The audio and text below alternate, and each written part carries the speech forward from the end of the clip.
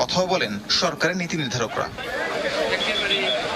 পানি সম্পদ মন্ত্রী শহীদুদ্দিন চৌধুরী অ্যানি বলেন, প্রকল্পের কারিগরি দিক যাচাই বাছাই চলছে। প্রকল্প বাস্তবায়নে সময় লাগলেও তার সুফল ভোগ করবে গোটা দেশবাসী।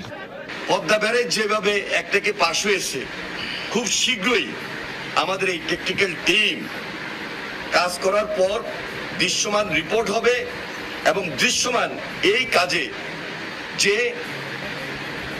একটাকে পাশ করানো সেই কাজটাও আমরা দৃশ্যমান করে এখানে কাজ শুরু করবো ইনশাল্লাহ। তিস্তা মহাপরিকল্পনা বাস্তবায়নে অন্য কোনো দেশের মুখাপেক্ষী না হয়ে নিজস্ব অর্থায়নেই করা সম্ভব বলছেন দুর্যোগ ব্যবস্থাপনা মন্ত্রী আসাদুল হাবিব দুলু। বিদেশের মুখাপেক্ষী হওয়ার কোনো প্রয়োজন নেই। এটা আমাদের জিও ফান্ড থেকে আমরা এটা করতে পারবো, কারণ এটার মেয়াদ আছে 10 বছর, 2 স্তরে কাজ হবে। সুতরাং প্রতি বছর 2 থেকে 3 হাজার কোটি টাকা বরাদ্দ করলেও আমরা করতে পারবো। পরে অববাহিকার লালমনিরহাট অংশে হাতীবান্ধা, আদিতমারি ও কালীগঞ্জ এলাকা